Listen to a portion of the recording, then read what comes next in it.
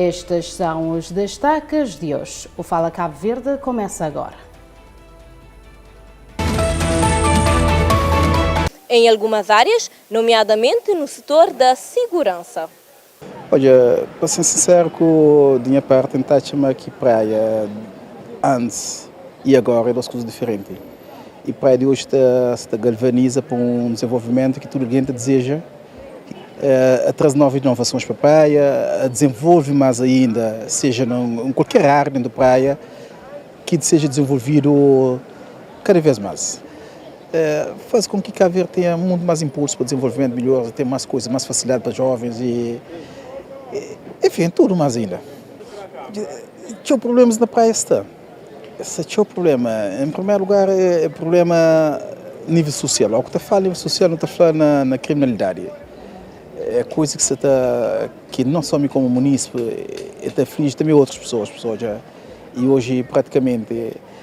E não só, onde que não tem, que no próximo ano, a hora que não também tem, faz 168 anos, está aqui nos municípios com uma boa educação, onde que não tem vive longe de criminalidade social, não tem juvenil, não também tem menos pobreza. Para quem deixou o seu país de origem e escolheu viver na cidade da Praia, reconhece o quanto foi bem acolhido. Esta cidade, com o seu povo hospitaleiro e espírito vibrante, tornou-se muito mais do que um novo lar, tornou-se um espaço de crescimento, oportunidades e sonhos renovados para Tony. Na minha opinião, acho que tem uma diversidade na praia que você está conseguindo comparar. Mas uma das coisas que tem orgulho de Cabo Verde é um país pequenote, é que é tão rico, mas Cabo Verde é organizado. Mas que muitos países de África que podem ter riqueza. Então, acho que amanhã tem que continuar naquele caminho. Sim, seria bom. Uma de Gócia é meio imigrante com duas nacionalidades. Então, é cabo-verdiana, é crioulo. Então, está sendo incluído até recentemente na votação fazer parte. A gente um orgulho para fazer parte também, sim. Especialmente ano passado, onde já tinha mudanças que se fazem na construção, na lugares públicos. Acho que é um grande passo na organização e no planeamento. Estamos a ter uma visão, ter uma organização. Por sua vez, o presidente da Associação para o Desenvolvimento da Praia considerou que a capital do país precisa ser dotada de mais projetos estruturantes para se desenvolver, apontando que tem havido melhorias, porém não estruturantes. E esta é uma data, Elisandra, que serve para celebrar a identidade da cidade. A Assembleia Municipal destacou os avanços e conquistas do município.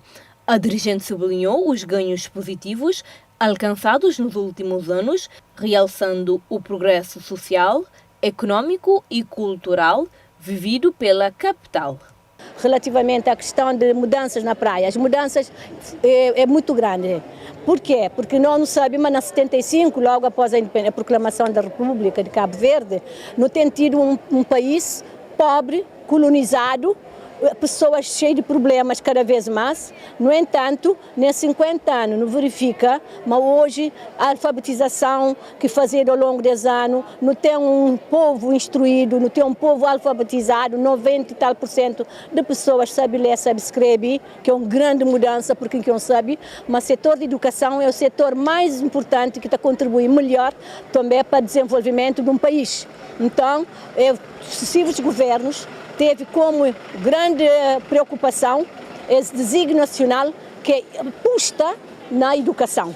Educação é fundamental para qualquer país. Dá nosso contributo para a melhoria de Cabo Verde e de praia, sobretudo. E não sabemos também se cada um nesse setor empenha e desempenha esse papel, mas com certeza, quer a nível da política, quer a nível das associações comunitárias, que não tem também que dar esse grande contributo nesse país, portanto, não tem que o foco, que se tudo não pega, efetivamente, que não temos, os desafios estão a ser muito menos e não temos melhor sustentabilidade a nível social, ambiental e cultural. A presidente da Assembleia Municipal da Praia anunciou ainda a realização de diversas atividades comemorativas alusivas ao Dia da Praia e ao Dia do Município, que iniciaram esta segunda-feira com uma serenata florida pelas ruas do Platô. E o governo de Cabo Verde está preocupado com a possibilidade do encerramento do Millennium Challenge Corporation. E sobre isso, o primeiro-ministro reconheceu que, caso esse financiamento norte-americano seja de fato cortado, Cabo Verde terá que procurar outras alternativas de financiamento. Em 2024, o governo cabo-verdiano reafirmou o compromisso com o Compacto do Regional MCC, destacando o pleno envolvimento da agência norte Ulisses Correia e Silva. Reconheceu que caso esse financiamento norte-americano seja de facto cortado ou encerrado, o país terá de procurar alternativas de financiamento, o que pode incluir parceria com outros países e instituições multilaterais, como, por exemplo, o Banco Mundial, o Banco Africano de Desenvolvimento ou mesmo o setor privado internacional. É uma decisão soberana do governo e da administração americana, da administração Trump. Já havia indicações de que um conjunto de medidas iriam ser tomadas relativamente ao corte de despesas de funcionamento da administração americana. Isso acaba por atingir também instituições que trabalham e operam na área de ajuda pública ao desenvolvimento, como o MCC. Nós temos que respeitar aquilo que é a decisão do governo. Do arquipélago. Em Cabo Verde, o mar nunca foi apenas mar, sempre foi tudo. Sustento, inspiração e esperança. Cada ilha, um coração, batendo nas águas profundas do Atlântico. Mas por muito tempo foi apenas uma fonte de sobrevivência, até que se sentiu a necessidade de acordar este gigante adormecido no meio do Oceano Atlântico. O economista belga, conhecido como pai da economia azul, por ter criado o conceito, apontou como prioridade a necessidade do país identificar as grandes oportunidades de investimentos que motive a juventude cabo-verdiana a querer fixar e regressar para o arquipélago. Para o também professor, Cabo Verde precisa apostar na otimização dos recursos e potencialidades existentes, visando impulsionar a sua economia. Por seu turno, o primeiro-ministro Ulisses Correia Silva afirmou que a presença de... O especialista que coordenou o relatório sobre a África subsaariana disse que o rácio da dívida sobre o produto interno bruto é um dos principais desafios para Cabo Verde. O rácio da dívida diminuiu 30 pontos percentuais entre 2020 e 2024 e continua a ser um dos principais desafios para Cabo Verde. Porém, o risco global de sobreendividamento mantém-se elevado, disse o economista do Fundo Monetário Internacional. Segundo referiu, o governo deve continuar com a disciplina orçamental através do aumento do saldo orçamental primário antes dos juros da dívida, manter as reformas para aumentar a produtividade e permitir à economia continuar a crescer a taxas elevadas e suportar a diversificação.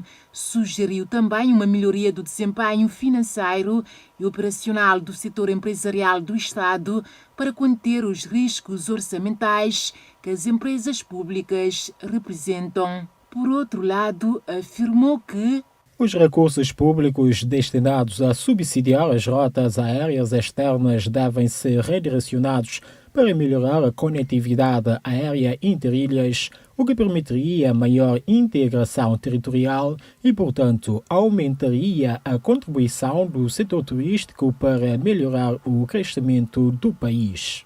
No relatório sobre as economias da África subsaariana, o FMI mostra-se mais otimista sobre o crescimento de Cabo Verde, prevendo que o arquipélago cresça 5% este ano, mais do que os 4,7% previstos em outubro do ano passado, e melhorando também a previsão de inflação, que desce dos 2% previstos em outubro de 2020. E energia.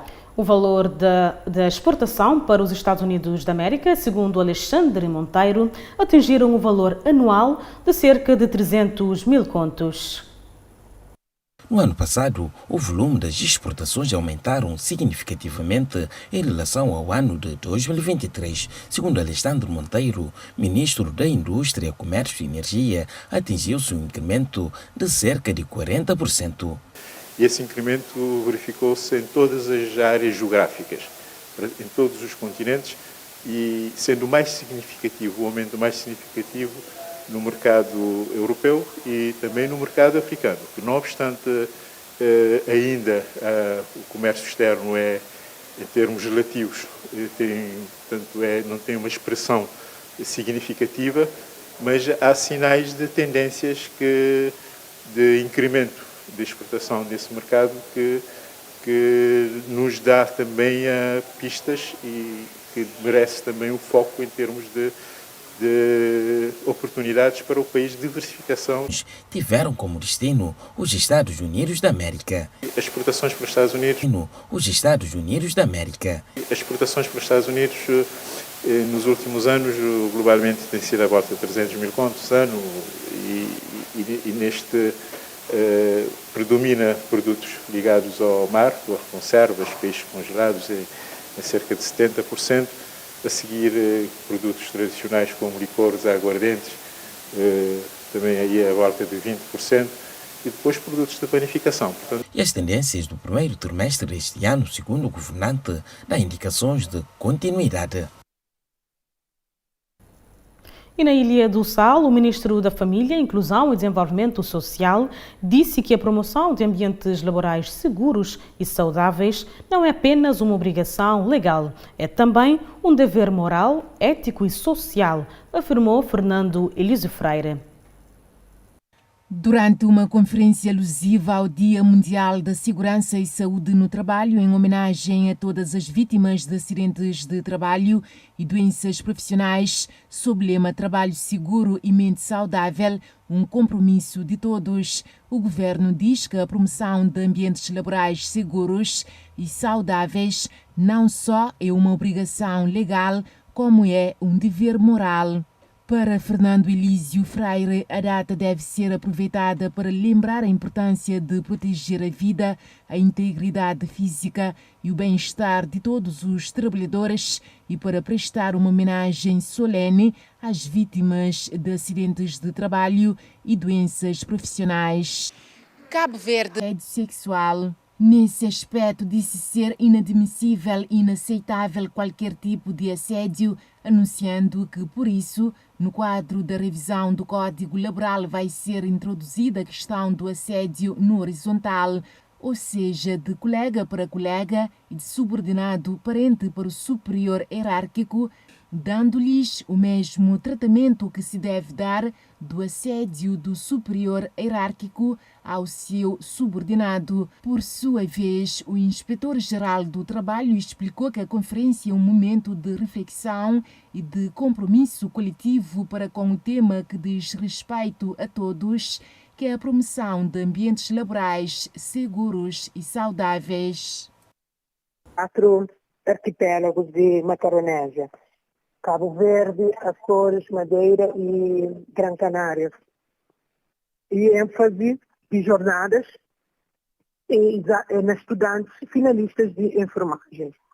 Então, o objetivo é trazer a conhecimento, né? Promove partilha de pesquisas, trabalhos que estudantes de 4º ano de enfermagem que desenvolvem naqueles 4.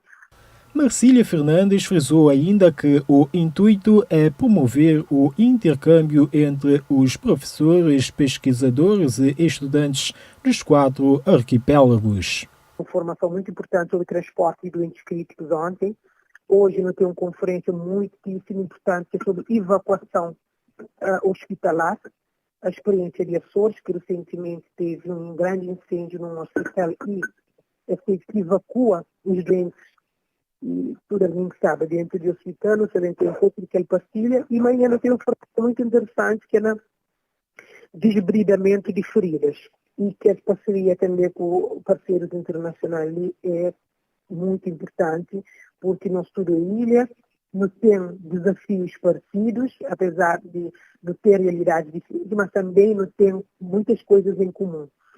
e o que está funcionando não pode eventualmente funcionar. Então, essa partilha de conhecimento é fundamental para descobrir junto formas positivas de cooperação e desenvolvimento de enfermagem nos quatro arquipélagos. O evento decorre de 28 a 30 de abril nos campos da Universidade de Santiago da Praia e Assumat, promovido pela Universidade de Santiago, pela Escola Superior de Enfermagem de São José de Clune, pela Universidade de Las Palmas de Gran Canária e pela Universidade dos Açores.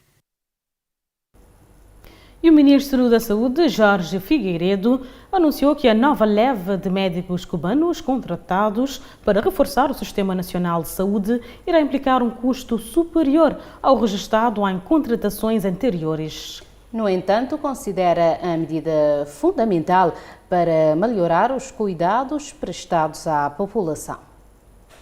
A contratação de médicos cubanos para suprir carências no Sistema Nacional de Saúde em Cabo Verde irá custar mais do que nas fases anteriores. A informação foi avançada pelo Ministro da Saúde, Jorge Figueiredo, numa entrevista após uma missão oficial a Cuba. Segundo o governante, estão a ser ultimados os detalhes salariais para a vinda de entre 50 a 60 médicos cubanos, que irão reforçar os 2 hospitais centrais, na Praia e no Mindelo, e os 4 hospitais regionais, nas áreas de especialidade com maior carência de profissionais. O objetivo é colmatar o déficit atual e, simultaneamente, reforçar a área da saúde pública e dos cuidados primários, de forma a melhorar os cuidados de saúde à população. Além do contingente cubano, Jorge Figueiredo destacou que o país conta com uma equipa interessante de médicos cabo-verdianos reformados, cuja experiência poderá ser aproveitada para apoiar na elaboração de uma estratégia de recursos humanos sustentável para o setor. Durante a entrevista, o ministro anunciou ainda a atualização da lista nacional de medicamentos com a introdução de novos fármacos na área da oncologia.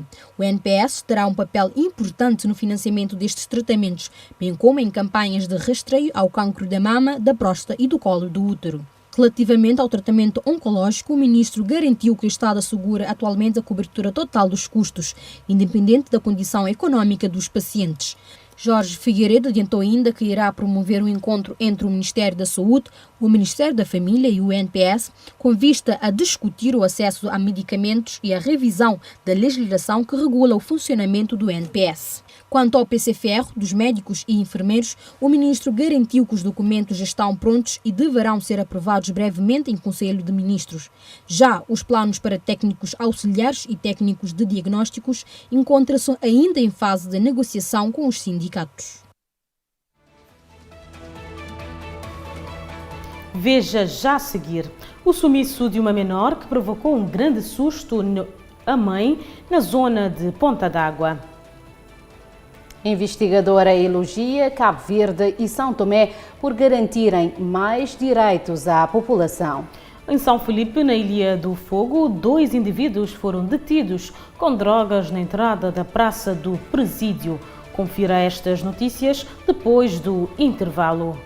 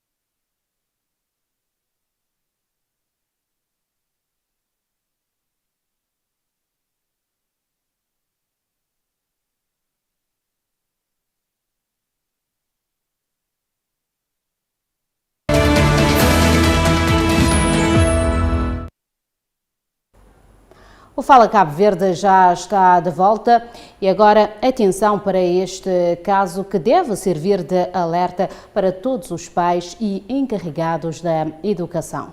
É que Cassandra, uma mãe residente na localidade de Ponta d'Água, viveu momentos de grande aflição com o desaparecimento da sua filha de 15 anos. Veja mais. Falo com o meu canal, depois é para a escola. Espera ali de 5h30 para sair na jovem de hoje.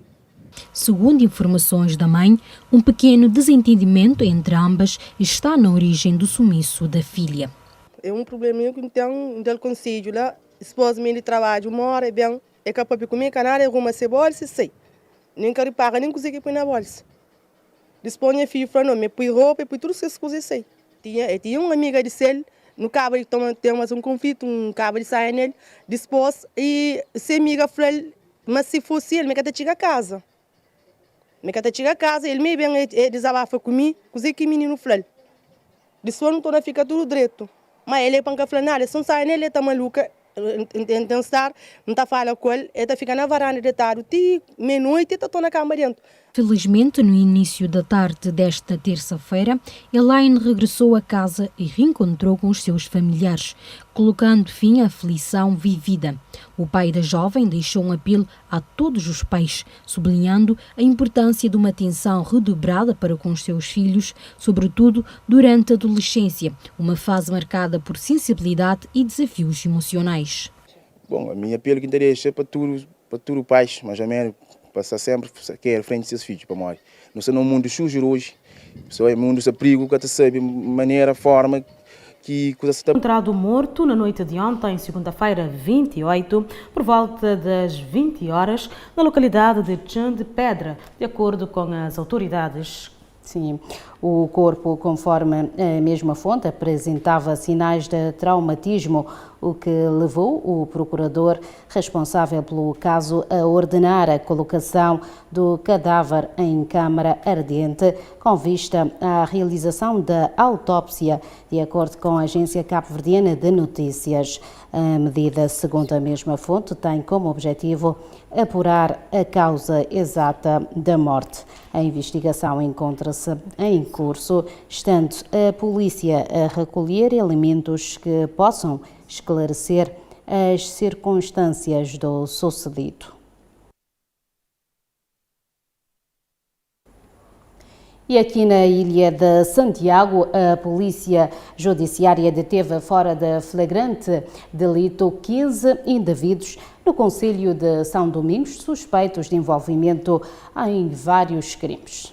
A detenção aconteceu durante uma mega operação que contou com o apoio da Polícia Nacional.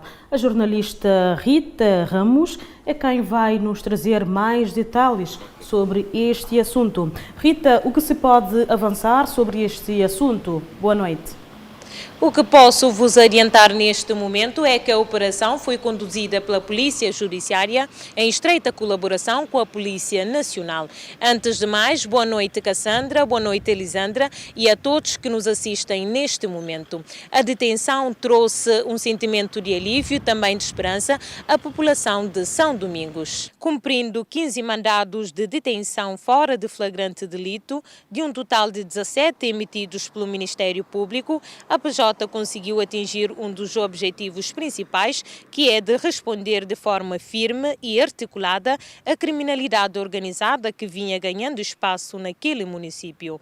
Os crimes imputados aos detidos, que têm entre 17 e 33 anos, vão desde tráfico de drogas, assaltos à mão armada, tentativa de homicídio, posse ilegal de armas, até maus tratos a ascendentes e ofensas corporais. As buscas em 21 residências permitiram apreensões importantes, incluindo armas, estupefacientes e dinheiro, elementos que reforçam as suspeitas e alimentam a investigação em curso. Dos detidos do sexo masculino, contando com um dos indivíduos apanhado em flagrante durante a própria operação, apenas 2 ficaram em prisão preventiva, considerada a medida de coação mais gravosa.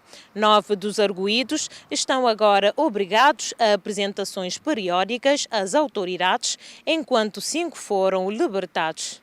É importante destacar que, segundo informações avançadas pela Polícia Judiciária, a população de São Domingos mostrou-se satisfeita com as detenções feitas pelas autoridades que zelam pela ordem pública. As investigações da secção de crimes contra pessoas prosseguem e tudo indica que mais desenvolvimentos poderão surgir nos próximos dias. A Polícia Judiciária reafirma o seu compromisso no combate à criminalidade em Cabo Verde. Muito obrigada, Rita, aqui pelas informações sobre estas detenções que aconteceram aqui na Ilha de Santiago, e vamos agora até a Ilha do Fogo, onde também aconteceram detenções, não é, Elisandra? Pois é, Cassandra, também na localidade de São Felipe, na Ilha do Fogo, como você disse, dois indivíduos foram detidos com drogas na entrada da Praça do Presídio. E um desses indivíduos foi apanhado com 26 saquetas de uma substância em pó, suspeita de ser cocaína, e também o outro com uma pasta de haxixe. De acordo com o comandante regional da Polícia Nacional, Fernando Tavares, os suspeitos foram detidos durante uma revista na entrada da Praça do Presídio, onde decorrem as principais atividades culturais das festividades de São Felipe. Ambos permanecem sob custódia na esquadra da Polícia de São Felipe, enquanto são concluídos os trâmites legais para a sua apresentação ao juiz e eventual aplicação de medidas de coação. Ainda na noite de segunda-feira, registrou-se um acidente de viação em frente à esquadra envolvendo um caminhão e uma viatura ligeira. O acidente causou apenas danos materiais, sem feridos. Contactados pela agência cabo-verdiana de notícias, o diretor clínico do Hospital Regional São Francisco de Assis, Dionísio Semedo, afirmou que, apesar do aumento de movimento nas urgências em últimos dias, não foram registrados casos graves relacionados com as festividades. Zenaida Machado, investigadora da Human Rights Watch, considera que entre as antigas colónias portuguesas em África, Cabo Verde e São Tomé e Príncipe foram os países que melhor souberam garantir direitos à sua população. Segundo a mesma, isso ocorreu mesmo tendo menos recursos naturais em comparação com outras nações do continente. Cabo Verde e São Tomé e Príncipe são apontados como exemplos de sucesso no pós-independência, segundo uma ativista da Human Rights Watch. Em declarações à imprensa, a ativista moçambicana explicou que, ao contrário de Angola, Guiné-Bissau e Moçambique, países com riquezas minerais, estas duas nações insulares criaram melhores condições de vida para os seus cidadãos. A investigadora aponta a falta de vontade política e a ausência de um ambiente democrático como razões para o fraco progresso nos países com mais recursos. Sublinhou também a importância de haver capacidade técnica e profissional para que os projetos beneficiem realmente a maioria da população. Apesar de reconhecer melhorias em termos legislativos nos últimos 50 anos, criticou a transformação de antigos libertadores em novos opressores. A ativista alertou para o afastamento dos jovens em relação ao discurso de libertação devido a experiências atuais de injustiça, pobreza e exclusão social. Por fim, saudou os países pelos 50 anos de independência, mas deixou um apelo claro aos governantes que não se transformem em colonos modernos e governem para todos. A IDEC alertou para possíveis interrupções no fornecimento de energia em Santo Antão durante os próximos 15 dias. Isto devido a trabalhos de manutenção preventiva nas redes aéreas de média tensão em toda a ilha. A empresa de distribuição de eletricidade em Cabo Verde, EDEC, informou através de um comunicado que entre esta segunda-feira, 28 de abril, e o próximo dia 13 de maio, o fornecimento de energia elétrica em Santo Antão poderá resistir perturbações em virtude de intervenções de manutenção preventiva. Os trabalhos que irão decorrer nos 3 municípios da ilha, Porto Novo, Paúl e Ribeira Grande, têm como principal objetivo melhorar a qualidade do serviço prestado e assegurar a durabilidade das redes aéreas de média tensão. De acordo com a empresa, durante este período poderão ocorrer alguns cortes no serviço, embora estejam mobilizados equipas técnicas para minimizar, tanto quanto possível, o tempo de interrupção do fornecimento elétrico. A IDEC sublinhou ainda que esta ação preventiva se insere num esforço contínuo para garantir maior estabilidade e fiabilidade no fornecimento de energia em Santo Antão, uma das ilhas mais montanhosas do arquipélago. Paralelamente, foi avançado que a construção da nova central solar do Concelho de Porto Novo, com capacidade de 1,2 MW, se encontra já na fase final. Esta infraestrutura visa aumentar significativamente a cota de energia proveniente de fontes não renováveis na ilha. Segundo um técnico ligado ao projeto, a entrada em funcionamento do parque solar permitirá um salto considerável na taxa de penetração das energias renováveis em Santo Antão, passando dos atuais 9% para cerca de 20%. 12 vias urbanas em São Felipe do Fogo foram requalificadas no âmbito das festividades do município. O edil Núñez Silva destacou a persistência da autarquia na planificação estratégica para transformar o município numa referência nacional. As 12 ruas foram asfaltadas com sinalização vertical e horizontal, parque de estacionamento e requalificação de passeios, avançou o autarca Núñez Silva, apontando a dimensão e os desafios enfrentados durante a execução da obra. O edil reconheceu os constrangimentos enfrentados pela empresa responsável pela empreitada, como avarias nos equipamentos e limitações do mercado de construção civil cabo-verdiano, como escassez de mão de obra e problemas de transportes. Além da asfaltagem já concluída, o edil garantiu que o município vai avançar com novos projetos com asfaltagem do troço entre o Hospital São Francisco de Assis e a Praia de Nossa Senhora da Encarnação, de modo a criar uma nova centralidade urbana para valorizar terrenos de imigrantes. Outro destaque é o projeto de requalificação do bairro de Belchês, com obras avaliadas em mais de 30 mil contos e que incluirá asfaltagem, iluminação LED, dinamização comercial e a criação de espaços culturais, pedonais e monumentos em homenagem aos imigrantes.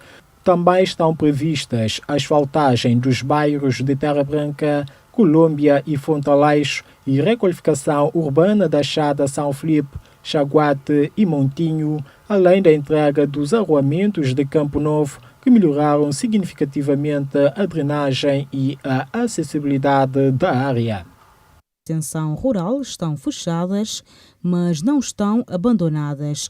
Os agricultores em Altumira defenderam na quinta-feira o reaproveitamento do edifício do Ministério nesse vale, que dizem está em situação de abandono.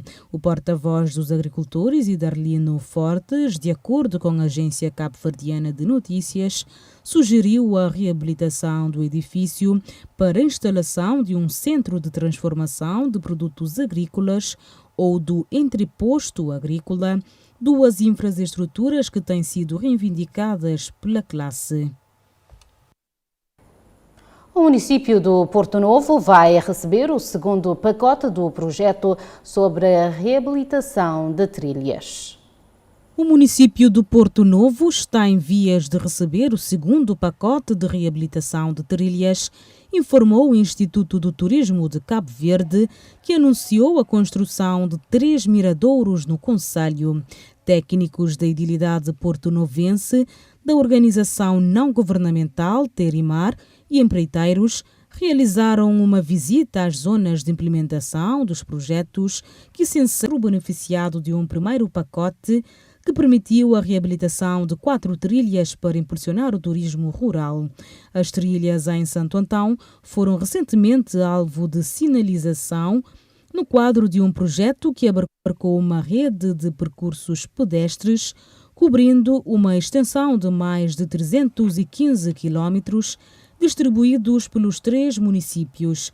Os percursos turísticos já estão a ser divulgados em 6 plataformas digitais e comunidades virtuais especializadas. Tempo para mais uma curta pausa no Fala Cabo Verde. Mas antes, assista os destaques para acompanhar logo a seguir. Ao menos 5 pessoas terão morrido devido ao apagão em Espanha. O governo português pede auditoria europeia à origem do apagão.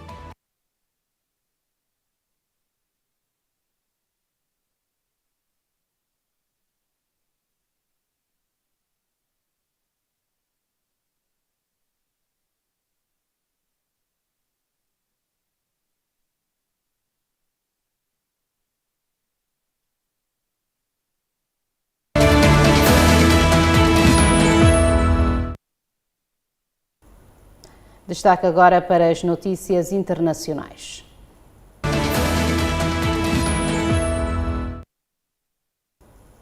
A entidade mais adequada para o fazer e que são necessárias respostas rápidas e urgentes, salientando que o apagão teve origem em Espanha. O primeiro-ministro anunciou também a criação de uma comissão técnica independente que vai analisar a resiliência do sistema elétrico e a resposta das instituições. Esta comissão vai ser composta por 7 personalidades, incluindo especialista em energia, telecomunicações, proteção civil e 3 personalidades indicadas pela Assembleia da República.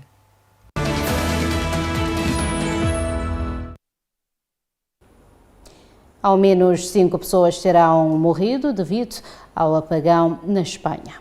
Confira esta e outras notícias agora no Giro pelo Mundo. 3 membros de uma família morreram devido à inalação de monóxido de carbono, alegadamente proveniente de um gerador na província espanhola de Ourense, de acordo com o El País. A Guarda Civil está a investigar a morte do casal e do seu filho, que foram encontrados em casa.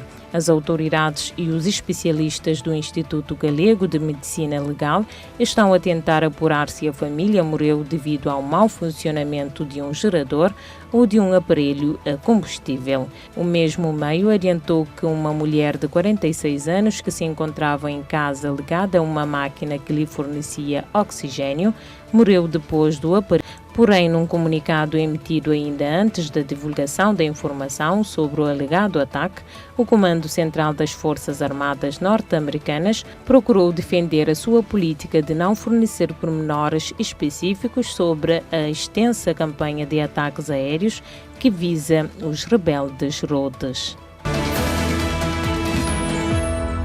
O primeiro-ministro indiano, Narendra Modi, garantiu esta terça-feira ao Exército liberdade operacional para responder como quiser ao ataque que matou 26 pessoas na Caxemira indiana, indicou uma fonte governamental.